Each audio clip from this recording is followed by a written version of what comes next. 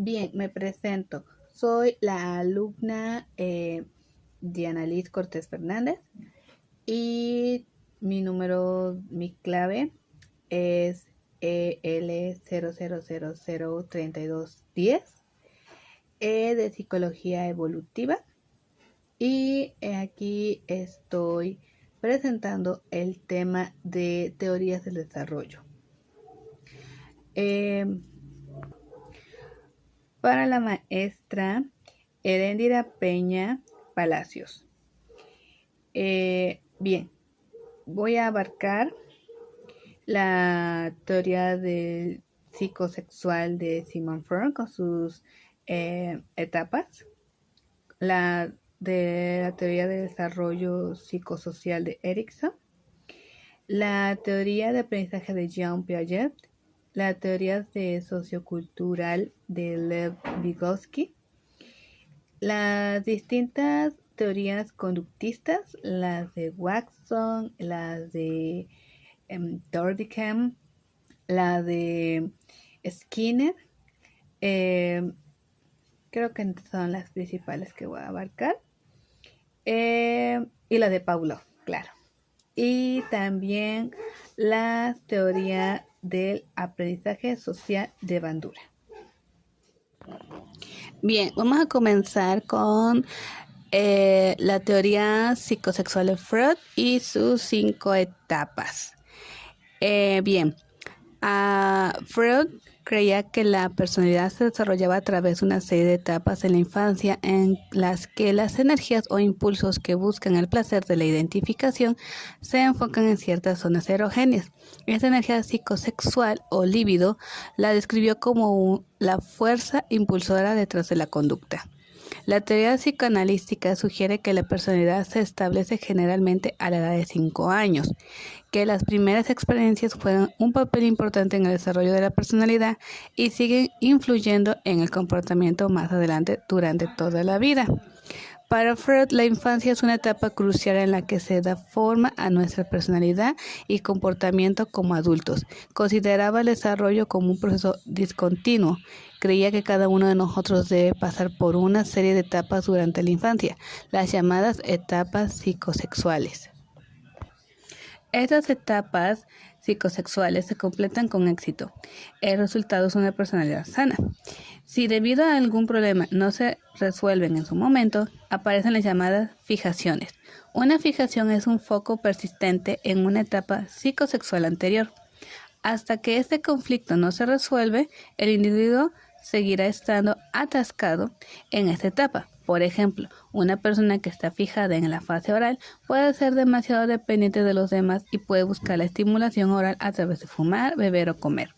Según Freud, los impulsos de placer que buscan los niños y que se rige por ello, se centran en un área diferente del cuerpo, llamados una zona erogénea, en cada una de las 5 etapas de desarrollo: oral, anal, fálica, de lactancia y genital.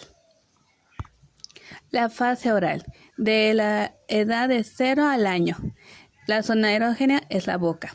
Durante la fase oral, las actividades relacionadas con la alimentación como la succión y la masticación son lo más importante. La principal fuente de interacción del bebé se realiza a través de la boca, que es de vital importancia para la alimentación, pero además el niño a través de ella obtiene placer gracias a actividades satisfactorias como la degustación y la succión. Debido a que el bebé es totalmente depende de los cuidadores, que son los responsables de su alimentación, el pequeño también desarrolla un sentido de confianza y comodidad a través de esta estimulación oral. El conflicto principal en esta etapa es el proceso de destete. El niño pasa a ser menos dependiente de sus cuidadores y pierde las gratificaciones que obtiene con la succión. Si la fijación se produce en esta etapa, Freud creía que el individuo tenía problemas con la dependencia o la agresión. La fijación oral puede generar problemas con la bebida, la comida o la necesidad de fumar. La fase anal, de la edad de 1 a 3 años, zona erógena, los esfínteres. Durante la etapa anal, Freud creía que el objetivo principal de la libido se hallaba en lograr el control de los movimientos del intestino y la vejiga.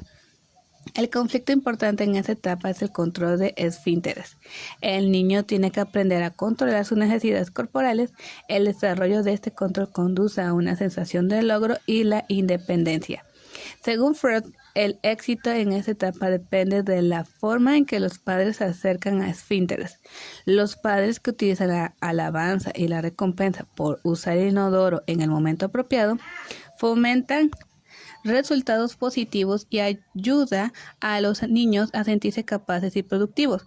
Freud creía en las experiencias positivas durante esta etapa sientan las bases para que las personas se conviertan en adultos competentes, productivos y creativos. Sin embargo, no todos los padres proporcionan el apoyo y el estímulo que los niños necesitan durante esta etapa. Algunos padres castigan, ridiculizan o incluso avergüenzan a un niño cuando tienen accidentes. Para él, las respuestas parentales inadecuadas pueden dar lugar a resultados negativos. Si los padres toman un enfoque demasiado indulgente en esta etapa, podrían desarrollarse una personalidad anal expulsiva, que se traduce en una persona adulta desordenada, derrochadora y destructiva. Si los padres son demasiado estrictos o empiezan el control de esfínteres demasiado pronto, se genera una personalidad anal retentiva, que se traduce en un individuo demasiado rígido, ordenado y obsesivo. La fase fálica, de la edad de 3 a 6 años, zona erógena genitales. Durante la etapa fálica, el enfoque principal de los líbidos se centra en los genitales. A esta edad, los niños empiezan a descubrir las diferencias entre hombres y mujeres. Freud creía que los niños comenzaban a ver a sus padres como un rival por el afecto de la madre. El complejo de Edipo describe esos sentimientos de querer poseer la madre y el deseo de reemplazar al padre. Sin embargo, el niño también teme que será castigado por el padre por estos sentimientos. A este miedo Freud lo llamó la angustia de castración. El término complejo de Electra se ha utilizado para describir esas mismas sensaciones experimentadas por las niñas. Freud, sin embargo, creía que las niñas por su parte experimentan la envidia del pene.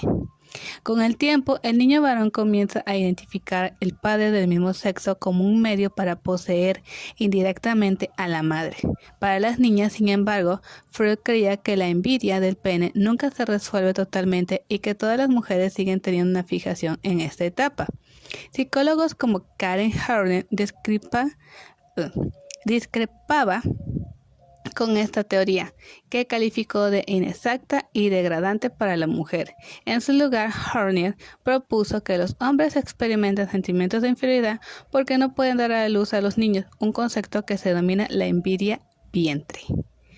Periodo de la lactancia. Edades de 6 a 12 años. Zona erógena ninguna. Sentimientos sexuales inactivos. Durante el periodo de lactancia, los intereses de la libido son imprimidos temporalmente. El desarrollo del ego y superego contribuyen a ese periodo de calma. La etapa comienza alrededor del momento en que los niños entran a la escuela y se preocupan más por las relaciones entre iguales, juegos y otros intereses. El periodo de lactancia es un tiempo de exploración en el que la energía sexual está todavía presente, pero se dirige hacia otras áreas, tales como las actividades intelectuales y las interacciones sociales. Esta etapa es importante en el desarrollo de habilidades sociales y de comunicación y confianza en sí mismo. La fase genital, de edades de 12 años hasta la muerte. Zona erógena, los genitales, maduración de los intereses sexuales. Durante la etapa final del desarrollo psicosexual, el individuo desarrolla un fuerte interés hacia el sexo y las relaciones sexuales. Esta etapa comienza en la pubertad, pero dura el resto de la vida de una persona. En las primeras etapas descritas por Freud, la atención se centraba únicamente en las necesidades individuales. En esta etapa crece al fin el interés por el bienestar de los demás. Si las demás etapas se han completado con éxito, el individuo debe estar ahora bien equilibrado, cálido y el cuidado. El objetivo de esta etapa es establecer un equilibrio entre las diversas áreas de la vida. La teoría del desarrollo psicosocial de Erik Erikson. En la psicología evolutiva, también llamada psicología del desarrollo, La teoría de desarrollo psicosocial de Erikson es una de las teorías más extendidas y aceptadas. A continuación vamos a describir algunas de las fundamentaciones de la teoría de Erik Erikson, así como describir las etapas y sus conflictos. Bien, la teoría de desarrollo psicosocial fue ideada por Erik Erikson a partir de la reinterpretación de las fases psicosexuales desarrolladas por Sigmund Freud, en las cuales subrayó los aspectos sociales de cada una de ellas en 4 fases principales. 1. Enfatizó la comprensión del yo como una fuerza intensa, como una capacidad organizadora de la persona, capaz de reconciliar las fuerzas sintónicas y distónicas, así como de resolver las crisis derivadas del contexto genético, cultural e histórico de cada persona. 2. Puso en relieve las etapas de desarrollo psicosocial de Freud, integrando la dimensión social y el desarrollo psicosocial. 3. Propuso el concepto de desarrollo de la personalidad desde la infancia a la vejez. Y 4. Investigó acerca del impacto de la cultura, de la sociedad y de la historia en el desarrollo de la personalidad. Ahora, hay una discrepancia entre Erikson y Sigmund Freud. Erikson disiente con Freud en la relevancia que este último otorgó al desarrollo sexual para explicar el desarrollo evolutivo del individuo. Erikson entiende que el individuo, a medida que va transcurriendo por las diferentes etapas, va desarrollando su conciencia gracias a la interacción social. También propone una teoría de la competencia. Cada una de las etapas vitales da pie al desarrollo de una serie de competencias. Si en cada una de las nuevas etapas de la vida la persona ha logrado la competencia correspondiente a ese momento vital, esa persona experimentará una sensación de dominio que Erikson conceptualiza como fuerza del ego. Haber adquirido la competencia ayuda a resolver las metas que se presentarán durante la siguiente etapa vital. Otro de los rasgos fundamentales de la teoría de Erikson es que cada una de las etapas que ven determinadas por un conflicto que permite el desarrollo individual. Cuando la persona logra resolver cada uno de los conflictos, crece psicológicamente. En la resolución de esos conflictos, la persona halla un gran potencial para el crecimiento, pero por otra parte también podemos encontrar un gran potencial para el fracaso si no se logra superar el conflicto propio de esta etapa vital. Ahora, los 8 estados psicosociales que describió Erik Erikson. 1. Confianza versus desconfianza.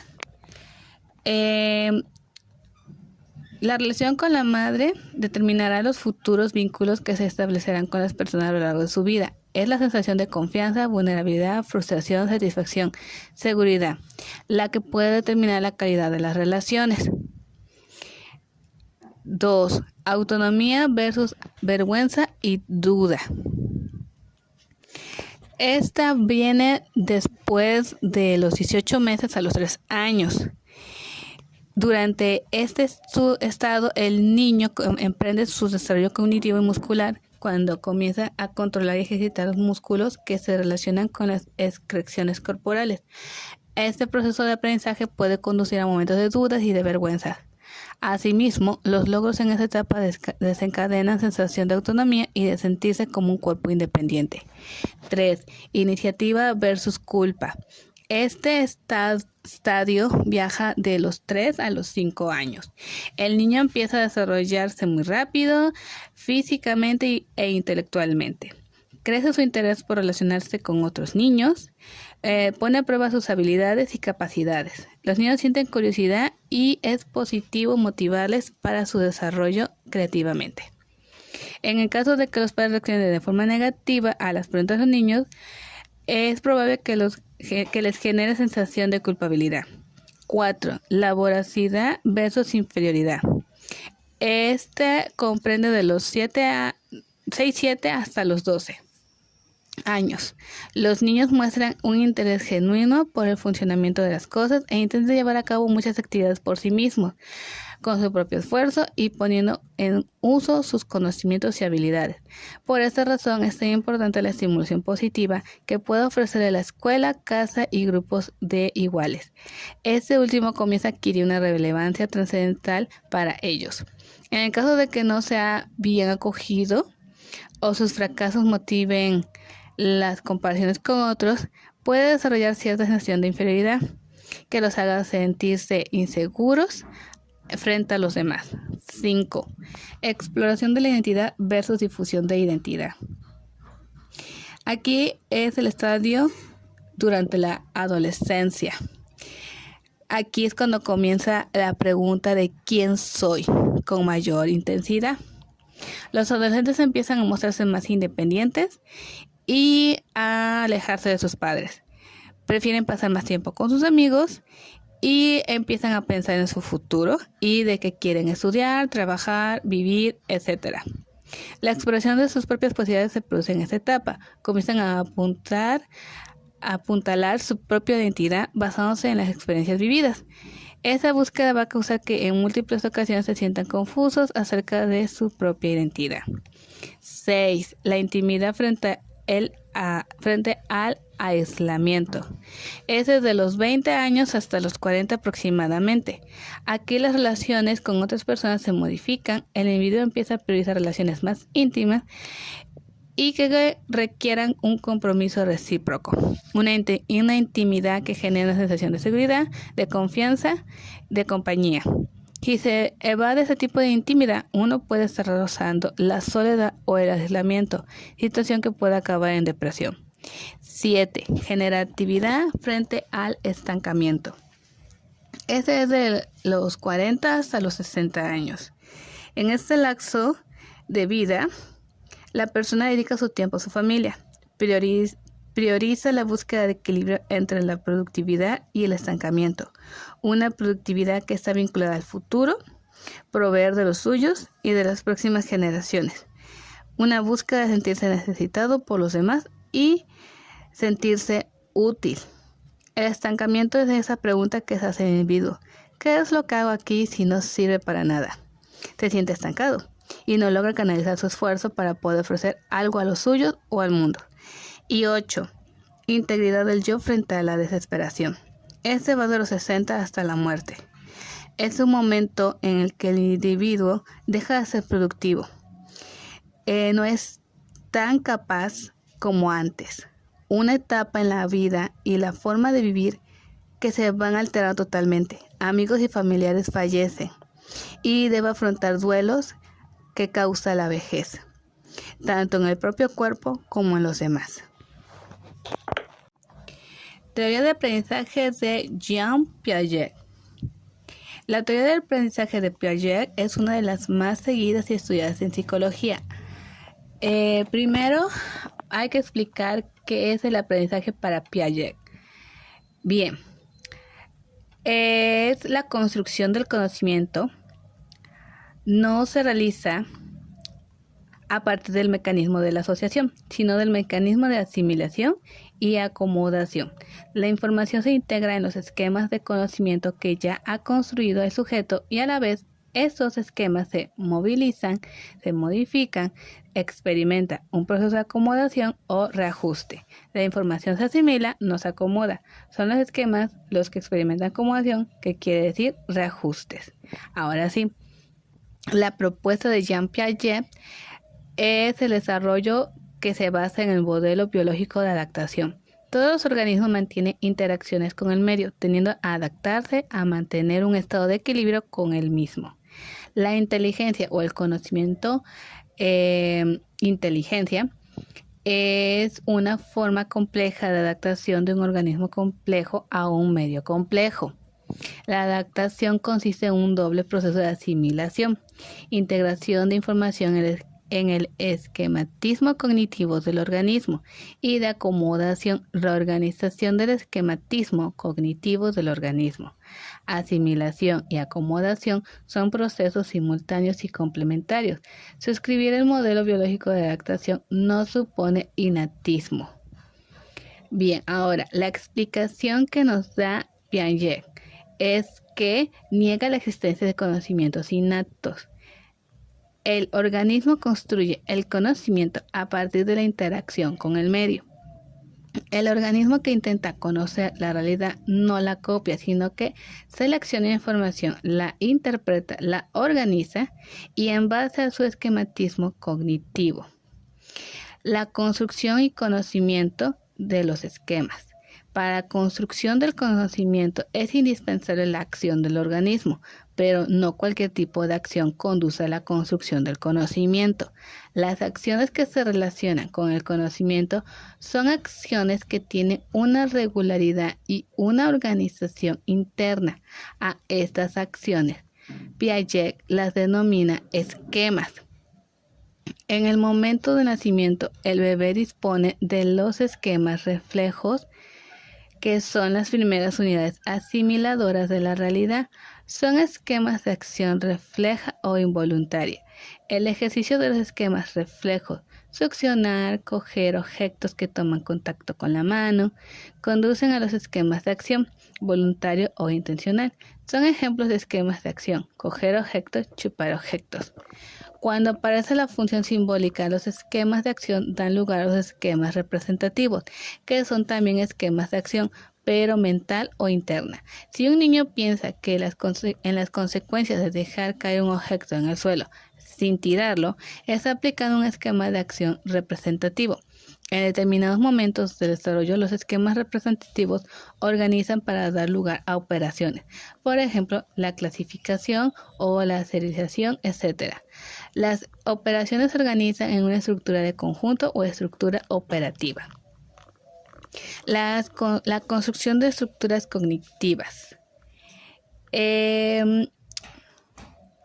Piaget entiende el desarrollo como un proceso de construcción gradual de estructuras que permiten mantener niveles superiores de equilibrio en el medio.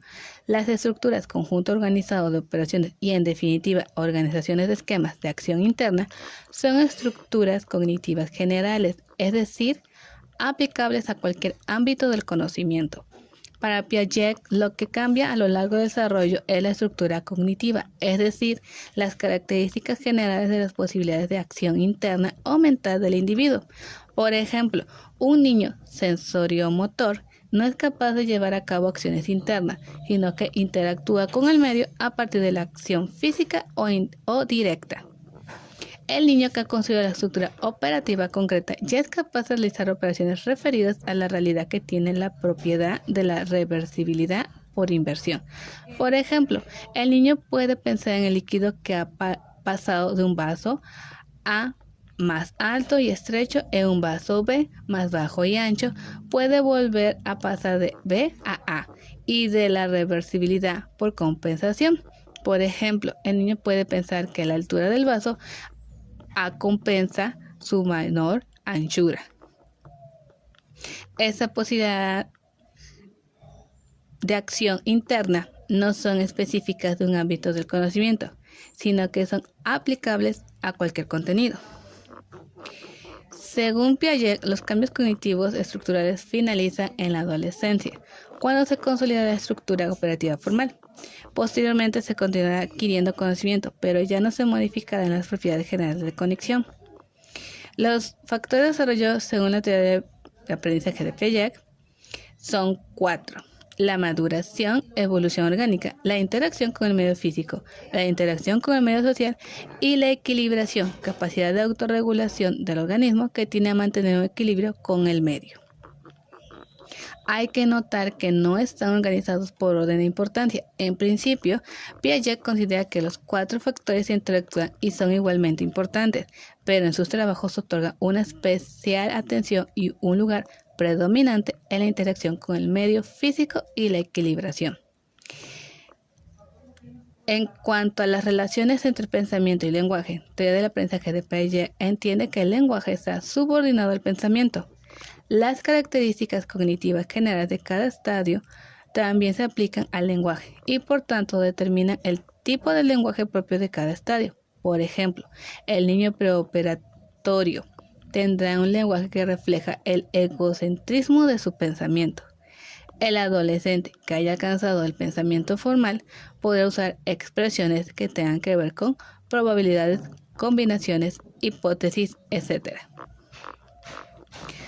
Ahora, Piaget en su desarrollo, el proceso de construcción de estructuras operativas es un proceso interno del organismo que sigue un curso universal y que se fundamenta en los mecanismos de equilibración, asimilación y acomodación. El aprendizaje, en cambio, la entiende como un proceso externo de adquisición de lo que está fuera del organismo. El desarrollo es un proceso independiente del aprendizaje y, a la vez, prerequerimiento del aprendizaje. El nivel evolutivo del niño determina qué puede aprender y qué no puede aprender. Los aprendizajes de contenidos específicos, matemáticas, biología, historia, no alteran el curso de desarrollo de la estructura cognitiva. Los conceptos de asimilación y acomodación según la teoría de aprendizaje de Piaget. La asimilación y la acomodación son los dos procesos complementarios de adaptación descritos por Piaget, a través de los cuales se interioriza el conocimiento del mundo exterior, aunque uno de los dos puede predominar en un momento dado, que son inseparables y existen en una dialéctica relación. La asimilación, en esta fase, lo que se percibe en el mundo exterior se incorpora en el mundo interno, sin cambiar la estructura de ese mundo interno. Eso se logra a costa de incorporar dichas percepciones externas dentro de los estereotipos infantiles, para lograr de alguna forma que encaje su mentalidad. Y la acomodación, en esta fase de la teoría del aprendizaje de Piaget, el mundo interno tiene que acomodarse a la evidencia externa con lo que se enfrenta y por lo tanto adaptarse a ella, lo cual puede resultar un proceso más difícil y doloroso. En realidad, ambos procesos van al mismo tiempo, y aunque la mayor parte del tiempo estamos asimilando lo que percibimos del mundo que nos rodea, nuestras mentes también están trabajando para ajustarlo y acomodarlo a nuestros esquemas. Piaget se centró fundamentalmente en el desarrollo de la comprensión del mundo en los niños, así que para él y para los niños la acomodación es más problemática que la asimilación. Pero eso no ocurre necesariamente a medida que envejecemos. Tenemos formas de entender nuestro mundo que trabajan para nosotros con más o menos éxito durante la edad adulta, y no tenemos ningún problema en asimilar nueva información e ideas siempre y cuando éstas encajen con esta visión del mundo. Pero nos resulta cada vez más difícil dar cabida a concepciones nuevas. La teoría sociocultural de Lev Vygotsky. Bien, ¿en qué sentido y proporción puede influir la cultura y la sociedad en el desarrollo cognitivo de los niños? ¿Existe algún tipo de relación entre el desarrollo cognitivo y el complejo proceso colaborativo que llevan a cabo los adultos en la educación y el aprendizaje específico y general que reciben los pequeños? Del mismo modo, ¿cuáles son las principales implicaciones que tiene la teoría sociocultural de Vygotsky para la educación y la evaluación cognitiva de los niños? Bien, la teoría de Lev Vygotsky pone el acento en la participación proactiva de los menores con el ambiente que les rodea, siendo el desarrollo cognitivo fruto de un proceso colaborativo. Lev Vygotsky, un ruso que nació en 1986 y falleció en 1934, sostenía que los niños desarrollan su aprendizaje mediante la interacción social, van adquiriendo nuevas y mejores habilidades cognitivas como proceso lógico de su inmersión a un modo de vida. Aquellas actividades que se realizan de forma compartida permiten a los niños interiorizar las estructuras de pensamiento y comportamiento de las sociedades que les rodea, apropiándose de ellas. Bien, ahora vamos a ver lo que es el aprendizaje y zona de desarrollo proximal. Según la teoría sociocultural de Vygotsky, el papel de los adultos o de los compañeros más avanzados es el de apoyo, dirección y organización del aprendizaje del menor. En el paso previo a que él pueda ser capaz de dominar estas facetas, haciendo e interiorizando las estructuras conductuales y cognitivas que la actividad exige. Esta orientación resulta más efectiva para ofrecer una ayuda a los pequeños para que crucen la zona de desarrollo proximal. abreviaturas de ZDP, que podríamos entender como la brecha entre lo que ya son capaces de hacer y lo que todavía no pueden conseguir por sí solos. Los niños que se encuentran en la ZDP para una tarea en concreto está cerca de lograr poder realizar de forma autónoma, pero aún les falta integrar alguna clave de pensamiento. No obstante, con el soporte y la orientación adecuada, sí son capaces de realizar la tarea exitosamente. En la medida en que la colaboración, la supervisión y la responsabilidad del aprendizaje están cubiertas, el niño progresa adecuadamente en la formación y consolidación de sus nuevos conocimientos y aprendizajes. La metáfora del andamiaje. Son varios los seguidores de la teoría sociocultural de Vygotsky, por ejemplo, Wood de 1980, Brunner y Ross de 1976, que han sacado a colación la metáfora de los andamios para hacer referencia a este modo de aprendizaje. El andamiaje consiste en el apoyo temporal de los adultos, maestros, padres, tutores, etc., que proporcionan al pequeño con el objetivo de realizar una tarea hasta que el niño sea capaz de llevar a cabo sin ayuda externa. Uno de los investigadores que parte de las teorías desarrolladas por Levitsky, Guy Rose, estudió de forma práctica el proceso de andamiaje en el aprendizaje infantil, instruyendo a niños de entre 3 y 5 años. Rose usaba múltiples recursos. Solía controlar y ser ella el centro de atención de las sesiones y empleaba presentaciones lentas y dramatizadas a los alumnos con el objetivo de evidenciar que la consecución de la tarea era posible. La doctora Ross se convertía así en la encargada de prever todo lo que iba a ocurrir. Controlaba todas las partes de la tarea en las que trabajaban los niños, en un grado de complejidad y magnitud, proporcionando a las habilidades previas de cada uno.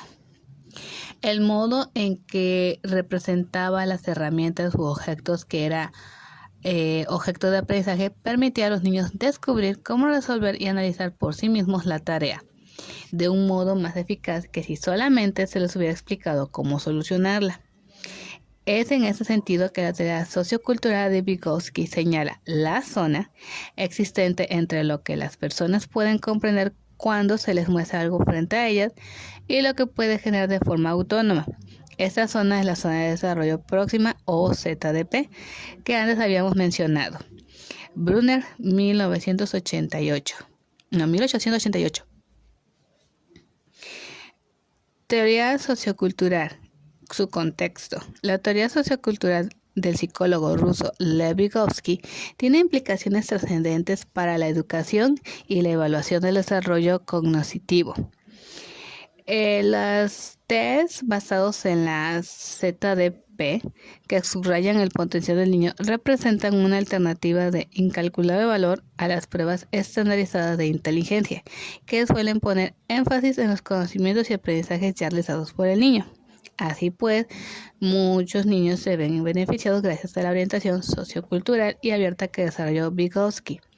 Otra de las aportaciones fundamentales de la perspectiva contextual ha sido el énfasis en el aspecto social del desarrollo. Esta teoría defiende que el desarrollo normal de los niños en una cultura o en un grupo perteneciente a una cultura puede no ser una norma adecuada y por tanto no extrapolable a niños de otras culturas o sociedades. Bien, ahora vamos a pasar con las teorías conductistas. El conductismo es una de las orientaciones más comunes entre los psicólogos, si bien hoy en día es más habitual que se practique una vertiente cognitivo-conductual. Pero vamos a ver de qué se trata esto. ¿Qué es el conductismo? El conductismo es una corriente de la psicología que se centra en el estudio de las leyes comunes que determinan el comportamiento humano y animal.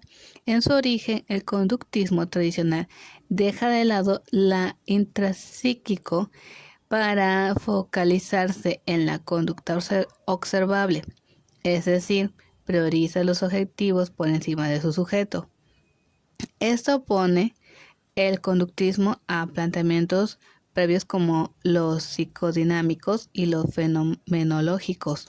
De hecho, Desde la perspectiva conductista, aquello que solemos entender como mente o vida mental es tan solo una abstracción de lo que realmente debería estudiar la psicología, los vínculos entre estímulos y respuestas en contextos determinados.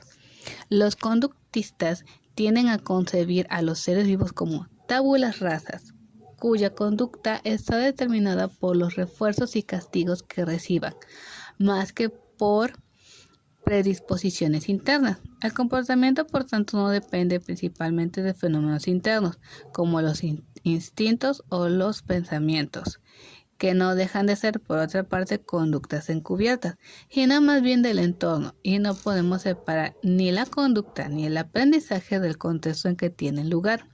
De hecho, aquellos procesos que ocurren en el sistema nervioso y que para muchos otros psicólogos son la causa de cómo actuamos, para los conductistas no son más que otro tipo de reacciones generadas a través de nuestra interacción con el entorno.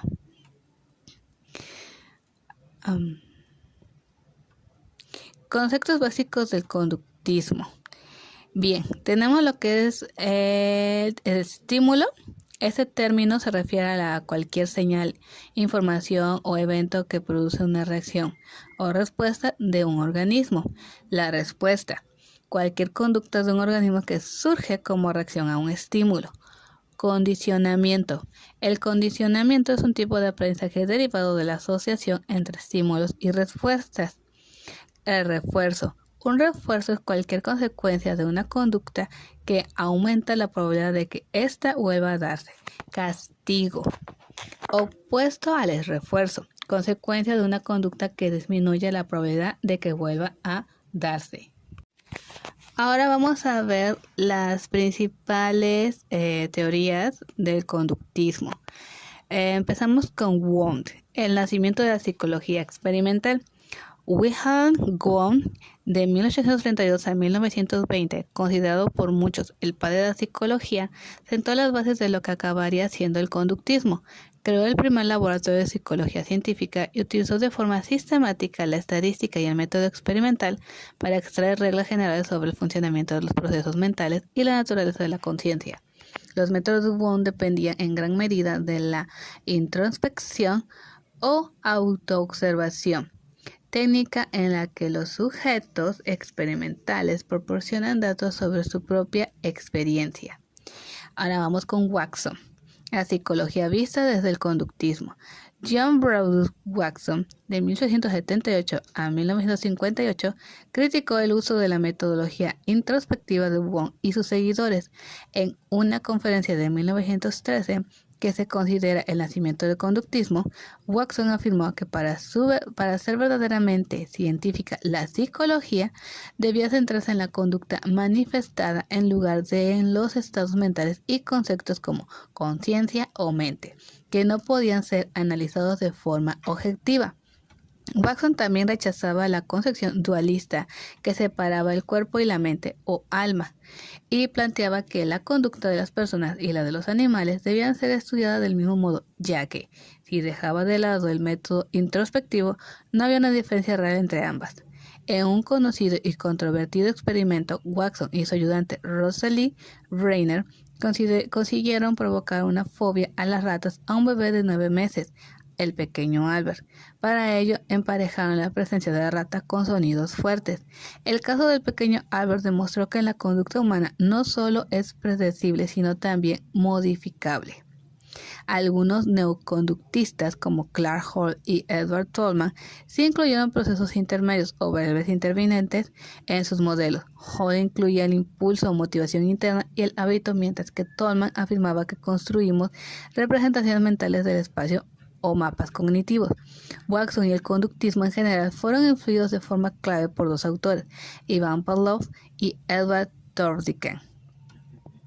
Ahora vamos a pasar con el condicionamiento clásico, los perros de Pavlov. Ivan Petrovich Pavlov, de 1849 a 1936, era un fisiólogo ruso que se dio cuenta, mientras realizaba experimentos sobre secreción de saliva en perros, de que los animales salivaban de forma anticipada cuando veían u olían la comida e incluso simplemente cuando se acercaban los encargados de darles de comer. Posteriormente consiguió que salivaran al oír el sonido de un metrónomo, de una campana, de un timbre o de una luz por asociar estímulos con la presencia de comida. A partir de estos estudios, Pavlov descubrió el condicionamiento clásico, un concepto fundamental en el conductismo, gracias al cual se desarrollaron las primeras intervenciones basadas en las técnicas de modificación de la conducta en los seres humanos. Ahora bien, para entender cómo funciona el condicionamiento clásico, primero hay que saber con qué estímulos se trabajan en él. Un estímulo incondicionado, es decir, que no requiere aprendizaje para provocar una respuesta, provoca una respuesta incondicionada. En el caso de los perros, la comida causa salivación de forma espontánea. Si se empareja repetidamente el estímulo incondicionado, la comida, con un estímulo neutro, por ejemplo, la campana, el estímulo neutro acabará produciendo la respuesta incondicionada, salivar, sin necesidad de que esté presente también el estímulo incondicionado. Para Pavlov no es necesario el concepto de mente, ya que conceptualiza las respuestas como reflejos que se dan después de la aparición de estímulos externos.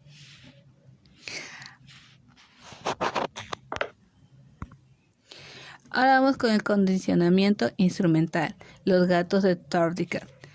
Edward Lee Tardicker, de 1874 a 1949, contemporáneo de Pavlov, realizó diversos experimentos con animales para estudiar el aprendizaje.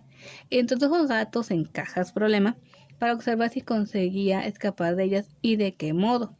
En las cajas había varios elementos con los que los gatos podían interactuar, como un botón o una anilla, y solo el contacto con uno de estos objetos podía hacer que se abriera la puerta de la caja. Al principio los gatos conseguían salir de la caja por ensayo y error, pero a medida que se repetían los intentos cada vez escapaban con más facilidad. A partir de estos resultados, Tardicker formuló la ley del efecto, que afirma que si una conducta tiene un resultado satisfactorio, es más probable que se repita, y que si el resultado es insatisfactorio, esta probabilidad disminuye. Posteriormente, formularía la ley del ejercicio, según la cual los aprendizajes y hábitos que se repiten se ven reforzados y los que no se repiten se debilitan. Los estudios de las obras de Tardicker introdujeron el condicionamiento instrumental. Según este modelo, el aprendizaje es consecuencia del reforzamiento o el debilitamiento de la asociación entre una conducta y sus consecuencias. Esto sirvió como base para formular propuestas más tarde en el surgimiento del verdadero conductismo, tal y como veremos. Ahora vamos a pasar con el conductismo radical de Skinner.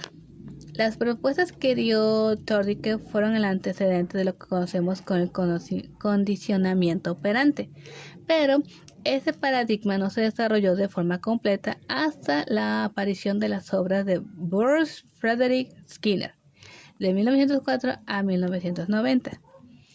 Skinner introdujo los conceptos de refuerzo positivo y negativo. Se denomina refuerzo positivo al hecho de premiar una conducta dando algo, mientras que el refuerzo negativo consiste en la retirada o la evitación de un evento desagradable. En ambos casos, la intención es la de aumentar la frecuencia e intensidad de aparición de una conducta determinada. Skinner defendía el conductismo radical, que mantiene en todo el comportamiento el resultado de asociaciones aprendidas entre estímulos y respuestas. El enfoque teórico y metodológico desarrollado por Skinner se conoce como análisis experimental de la conducta y ha sido especialmente eficaz en la educación de niños con discapacidad intelectual y de desarrollo. Skinner también probó sus teorías y sus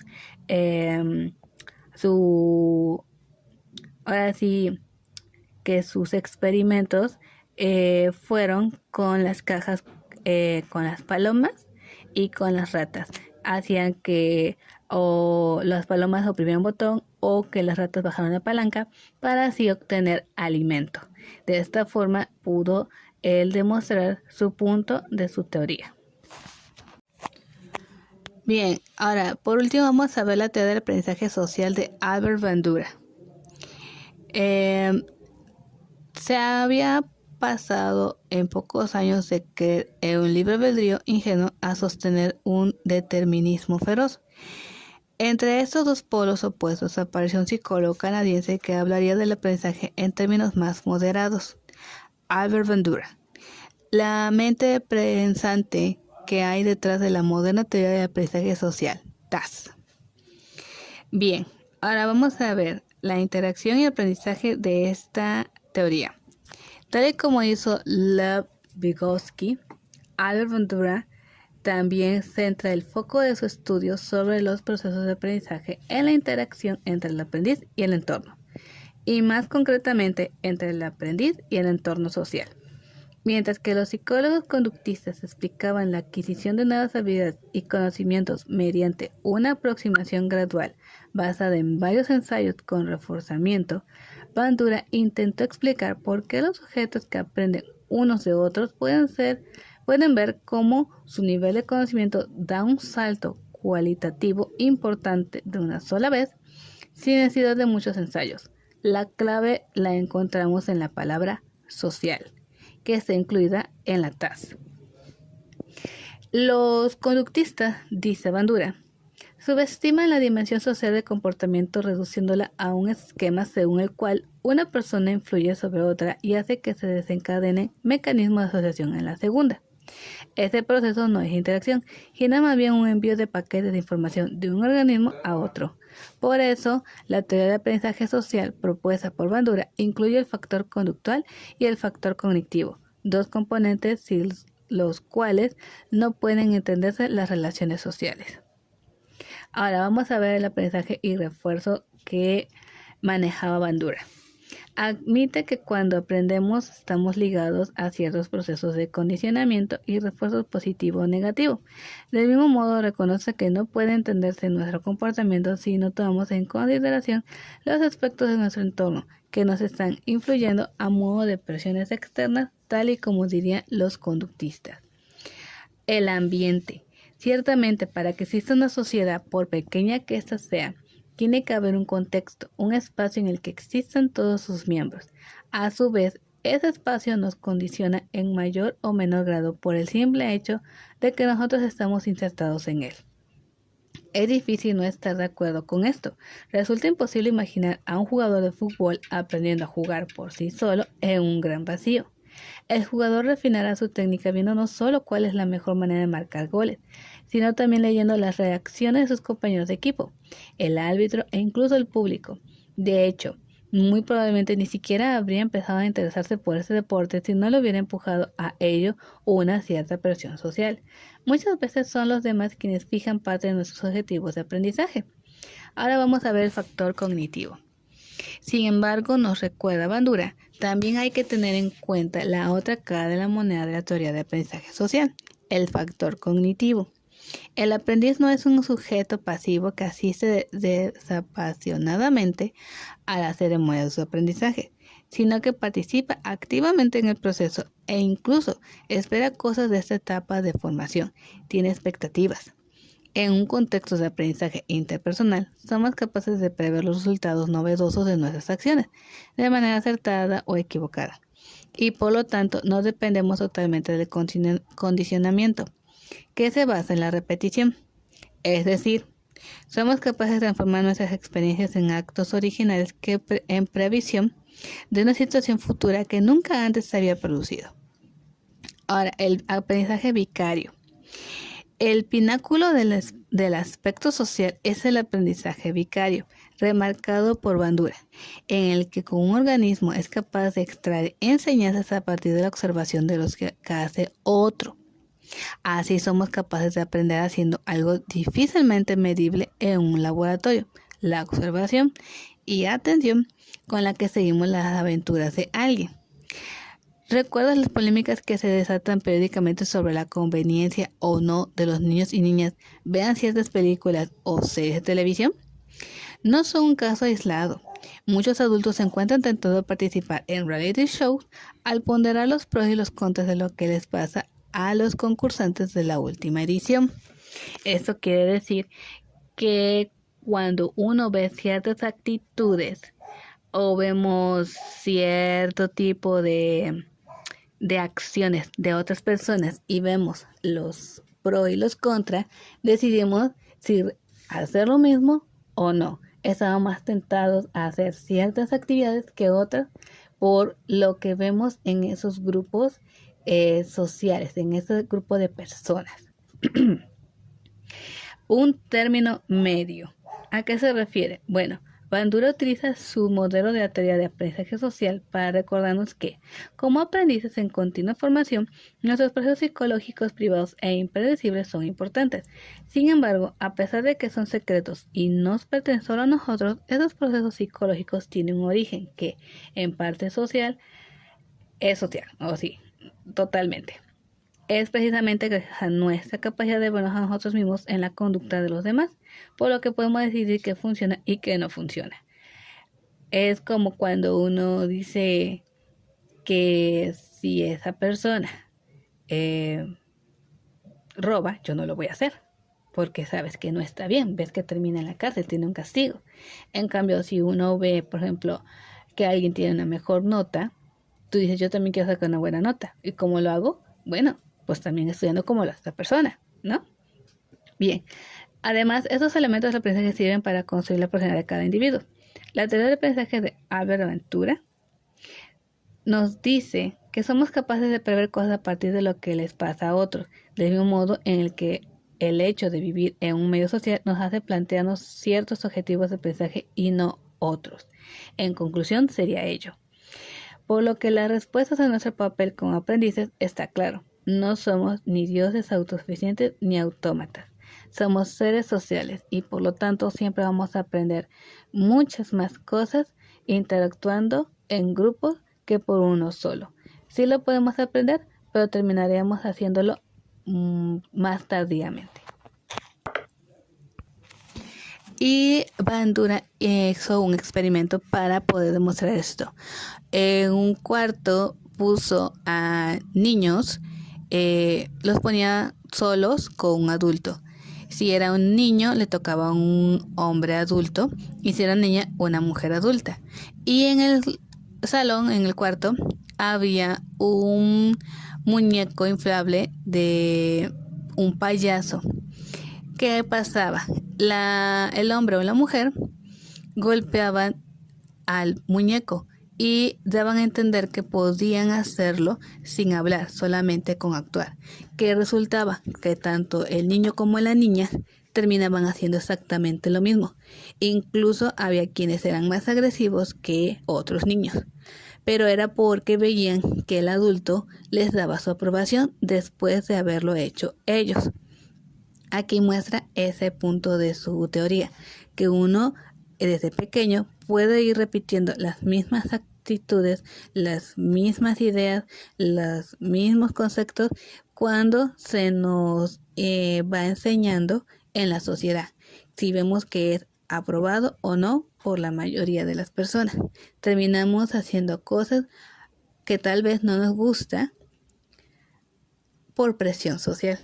Ya para concluir el video, las distintas teorías van manejando cómo va desarrollándose el infante, cómo va desde siendo un bebé a su etapa de infante a una etapa de adolescente, ya para entrar a una adultez y en su vejez. En estas principales etapas de la infancia, nos muestran que es muy importante cómo es el condicionamiento, la asociación, cómo también es importante la asimilación y nuestro entorno, los grupos sociales también que tenemos a nuestro alrededor. Todo esto es importante no solamente para nuestro aprendizaje académico, sino también para nuestro aprendizaje como personas, en nuestras mentes, nuestro desarrollo cognitivo y también nuestra relación interpersonal, tanto lo que nosotros nos consideramos a nosotros mismos con los demás. Todo eso influye muchísimo para nuestro desarrollo del aprendizaje dentro y fuera del aula.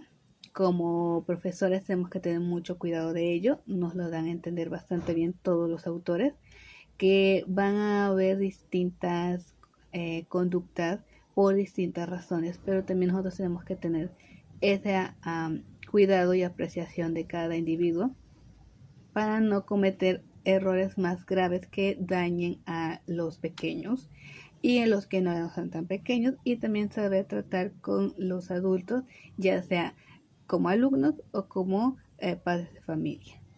Bien, eso sería todo.